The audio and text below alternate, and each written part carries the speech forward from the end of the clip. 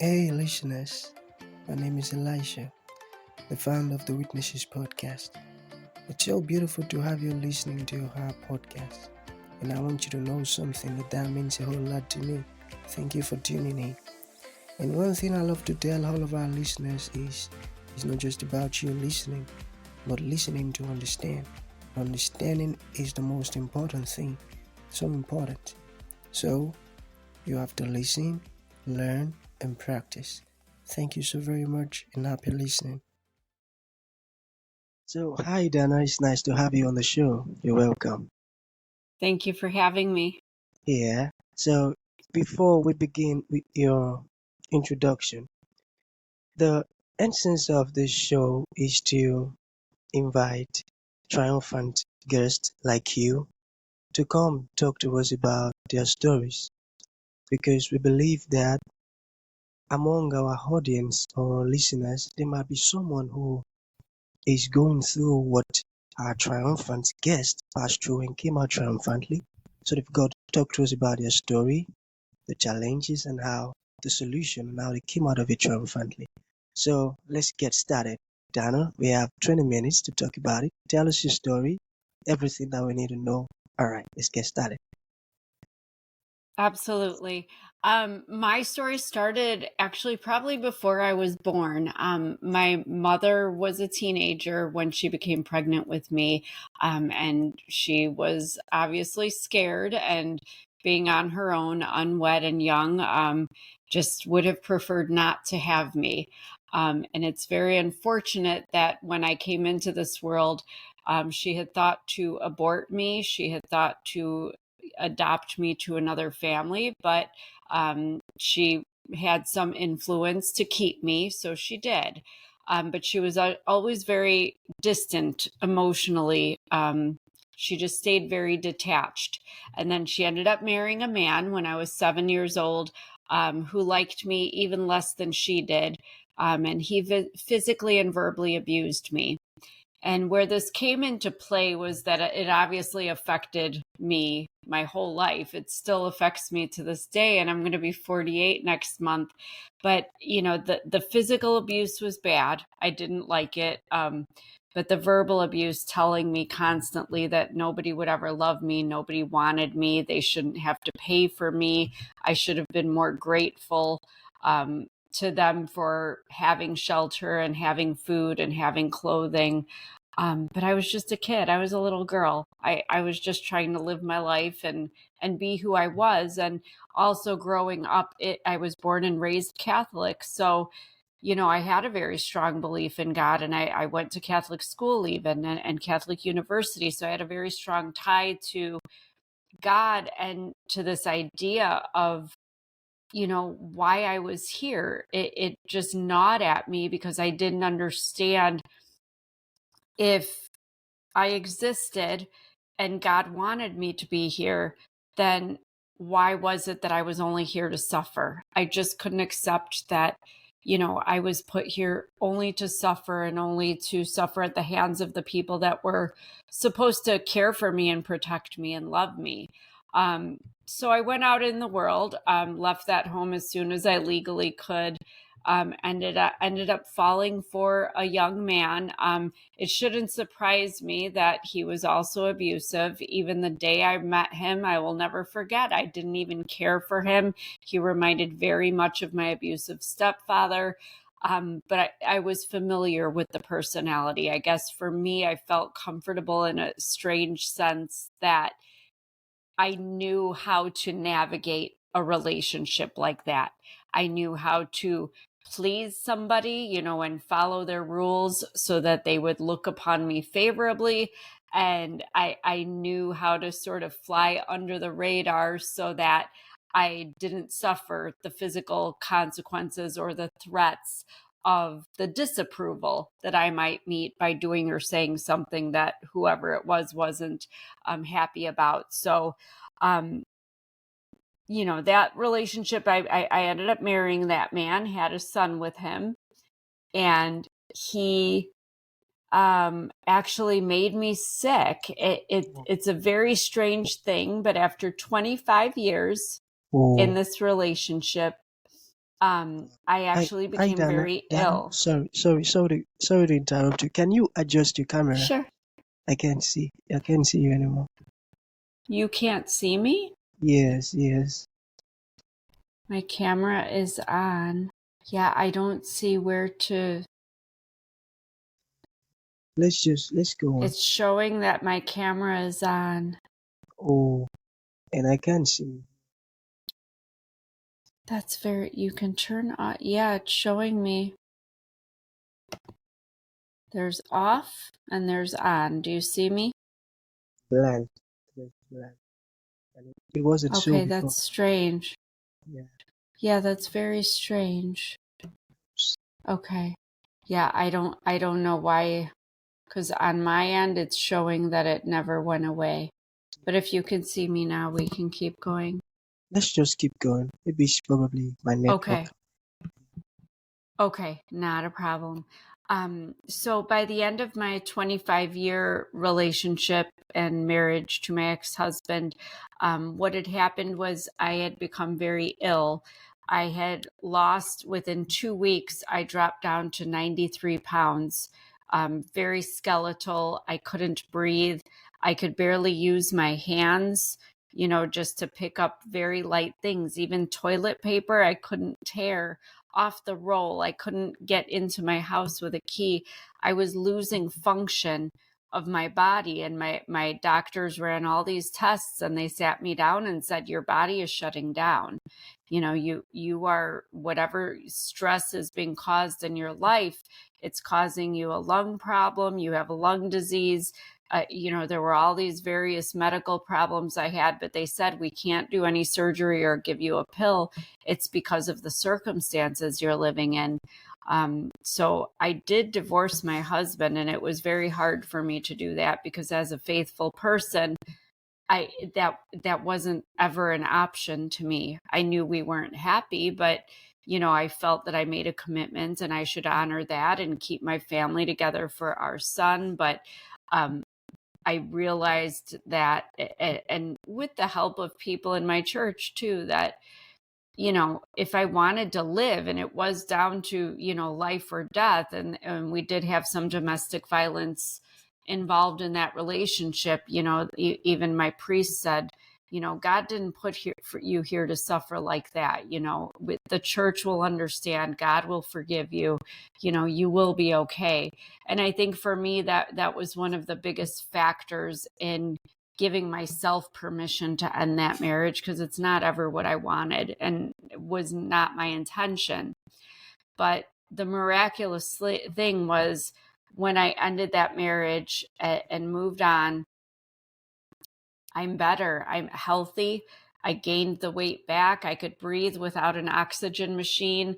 I don't take any prescription pills. It was literally miraculous. But the other beautiful thing that happened at that point was that I had had a degree in journalism and psychology from DePaul University. But my ex-husband had never wanted me to pursue a career in writing or psychology. I had intended to, help victims of abuse like myself, because I didn't want to see anybody else grow up in a home like I did and be, ill-equipped or have depression or anxiety and the things that I dealt with. But without him in the picture, I was able to do that. And I ended up taking my journal where I would record the things that my ex-husband was saying and doing to me. And I elaborated on them. And I have actually published a book that is based on that journal that I kept. And I just feel that, for the 40 some years of my life, that I struggled to wonder why I was here and what my purpose was. If I was never meant to be here and nobody ever wanted me here, why then? Why, God, then? Why am I here? And I see now that my purpose, God intentionally put me in the circumstances he put me in, as awful as they were, because he saw that I needed to experience those things. And he also gave me the talents and the education and put these opportunities before me so that I could verbalize those experiences and so I could understand them, so that I could do what I'd always felt was my mission since I was a child was to help other children like me. And it's so amazing to me looking back to think how I struggled all those years and felt so alone and so worthless and had such a meaningless view of what my life was. And now I see that it was all, the path had been laid before me to do exactly what I'm doing now. It just took a little longer. Some people don't have to experience some of the things that I have and go through, the trauma and the, the mental issues that come with that. But because I have been able to do that, I have been able, through my book and through podcasting and various other means, been able to help other women come out of abusive marriages. I've been able to help people, gain some insight, and mental health professionals, legal professionals, that are helping children in abusive homes or families that are in abusive situations. So my work is being done. I'm sort of doing my own ministry in my own way, but I never saw it until I was actually able to do it. And I just want other people to know that no matter how dire their circumstances seem, there's a reason they're going through it. There is a reason and there is a purpose behind it. And even if you don't understand it, and maybe you never will, you are serving a greater purpose. There really is something more to what is happening to you. That's so good. You mentioned something concerning purpose. That's such a great thing to discover. Your purpose. No, Yes. that's such a great thing to discover. Okay, so I have two questions to ask you. Are you ready? Sure. Okay. Yes. So, it's about why do people stay in an abusive relationship? I think there's a lot of reasons. I can only speak for myself, but, I think on a basic level for most people, you have the investment of time. Um, and honestly, having our son together, if people have one child or multiple children, it's not as easy to just say, I don't want to be here and walk out the door, because oftentimes the person that is doing the abuse, that is causing the harm, they will use the children sort of as pawns in that relationship. For me, my ex-husband threatened me many, many, many times, verbally and through emails, saying, if you ever leave, I'm going to make sure you never see our son again. I'm going to take our son. I'm going to move somewhere where you will never find us and you will never see him again. And he did, in fact, attempt to kidnap our son in the middle of the night one night. And that's actually in the book, the details about that. So I believed him, and that scared me because my son was pretty much my lifeline. If I didn't have my son, I'm not sure I would be here today, because I felt so low and I was in such a dark place. And, I honestly, at some points, felt like God had even abandoned me. And it's hard to speak of that now, but it's the truth. And I think a lot of people that are faithful will understand that. But my faith, again, held me there too, because I knew who I was marrying. I mean, it got worse as time went on, but I knew he wasn't good for me, so to speak. He wasn't the kind of man I thought I would marry. And I did it anyway. So I sort of felt like if I made this commitment on my own volition, then I should honor it. But he was an atheist, so we did not get married in the church because he did not believe in God. And I should have had a clue then, but I certainly tried. I tried inviting him to church. I involved him in church activities that I was volunteering in. And sometimes he'd go and sometimes he wouldn't. But I thought if I could bring God into his life, maybe he would soften his ways. Maybe he would realize, how much of an impact, he could have if God put that goodness and that, if he accepted that grace and, expressed it at home as a husband, as a father, just as a man in society. I even read aloud books by Christian authors to him. I tried so hard to bring him to know anything, even if he didn't want to believe in God. I thought even just spreading the word, like they say, to put some ideas in his head of goodness, and it just wouldn't stick. It just never resonated with him. But I stayed because I felt like I owed it to him and to the commitment and to the, to honor that, and that I owed it to him and to our son and to myself to try and to keep trying. It's just that unfortunately, nothing I ever did, nothing I ever said, nothing I ever read, nobody I tried to bring into his life, including some of my ministers and reverends and priests and, people that I'd try to, even in social situations, get him to talk to. Nobody could get through. He just was who he was, and he didn't think there was anything wrong. But, a lot of times people stay for other reasons too, maybe financial reasons. There were, or I even know, and I was in this situation for a while. We had a dog that was very sickly, and he was not very kind to the dog. And I know I've met some people, that have shared the same, that, they were scared to leave their animals, or they just didn't want, there's so many things. And plus, when you marry somebody, your families are intertwined and they don't see what's going on. And oftentimes they don't believe what's going on if you tell them, because the person is perfectly nice and they're funny and charming and all these things when they're around family and when they're at church and when they're in the community, but they're not that way at home. So people just don't understand it, and you don't want to lose that family. You don't want to lose that sense of belonging to people, and having the love you have. You just wish it was coming, primarily from your spouse. But a lot of things hold people in those situations. But in my case, I think it was about the timing.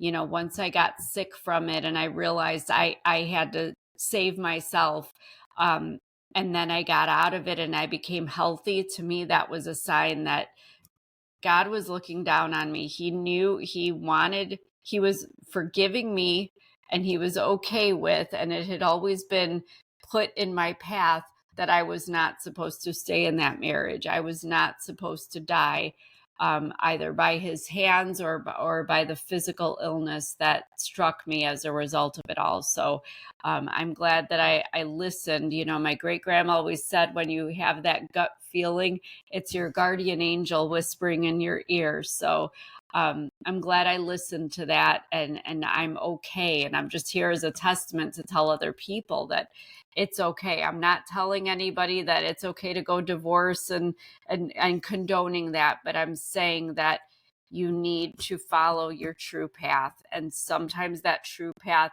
seems to go against what you believe, or what you believe even God wants for you, when in fact, in my case, it was exactly what had been laid before me.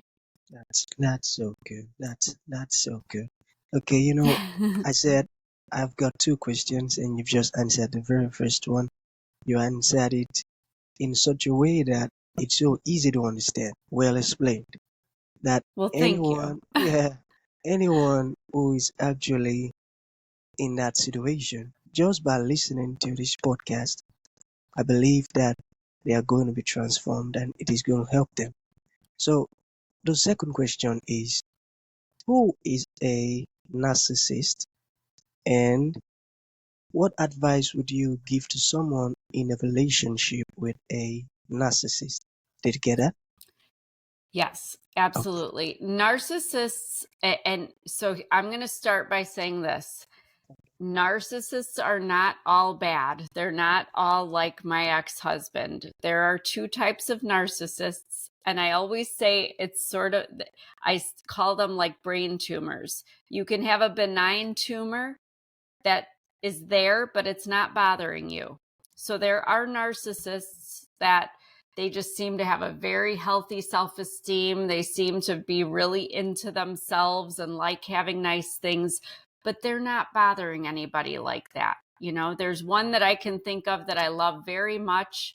And I know I'm so anti-narcissist, but I love her dearly, and she really looks as good as she thinks she does. So I can't, I can't hate on that. But the malignant narcissists, like malignant tumors, they will cause you problems. They might even kill you. Same thing with narcissists.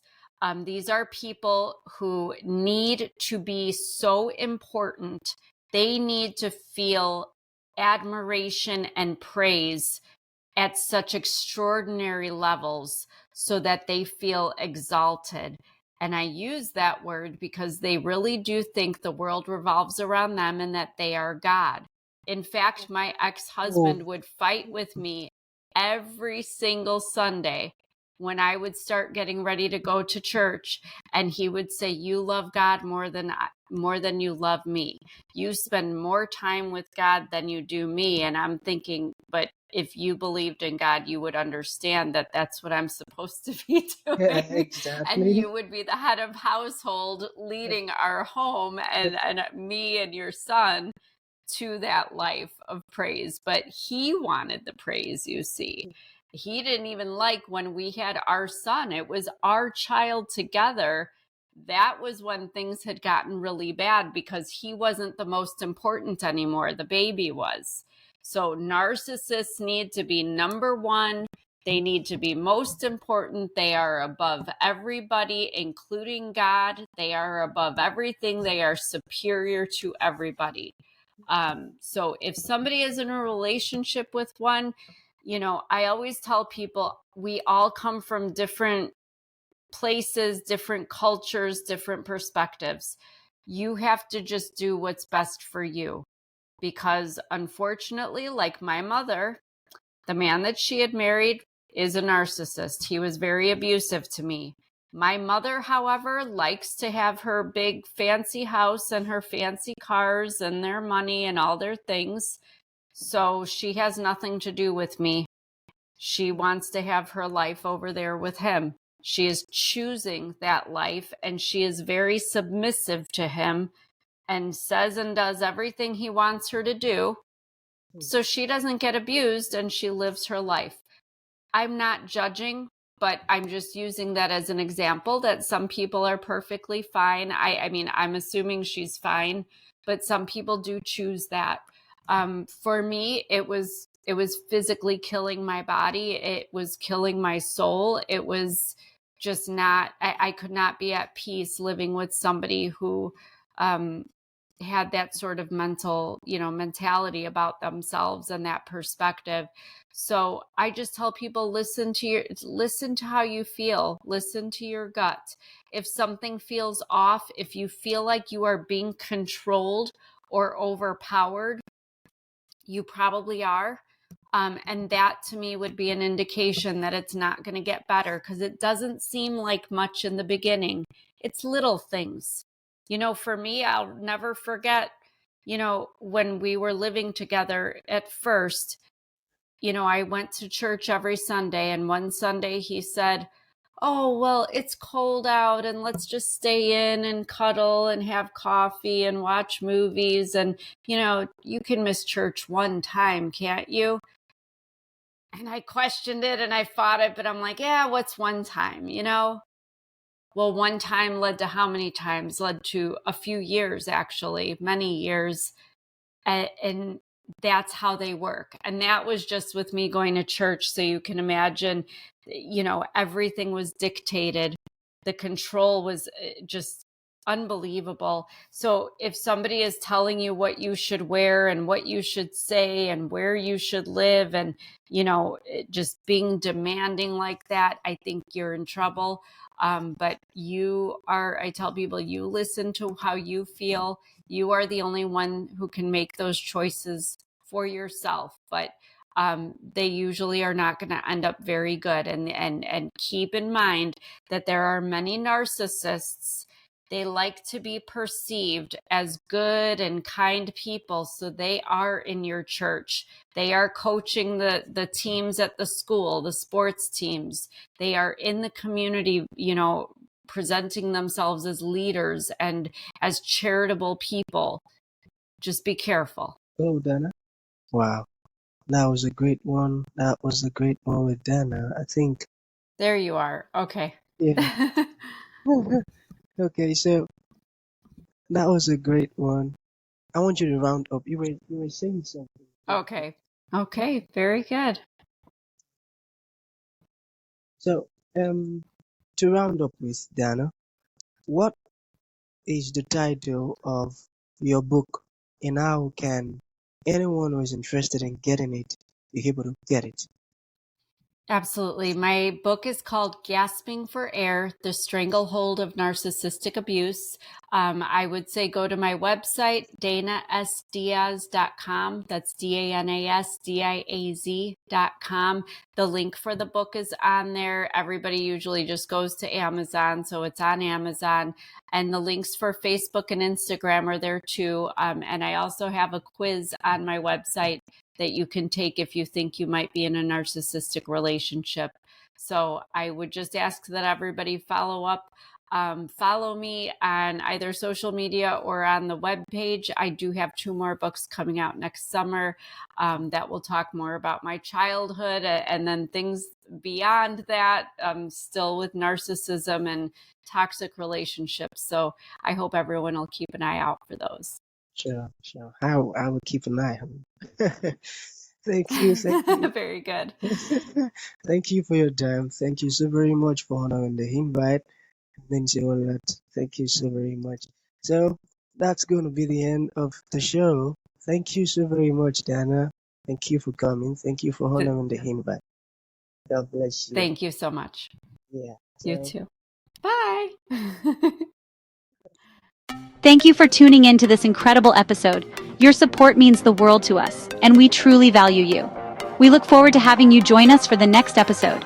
If you enjoyed what you heard, please consider rating and reviewing us on Apple Podcasts. Your feedback is greatly appreciated.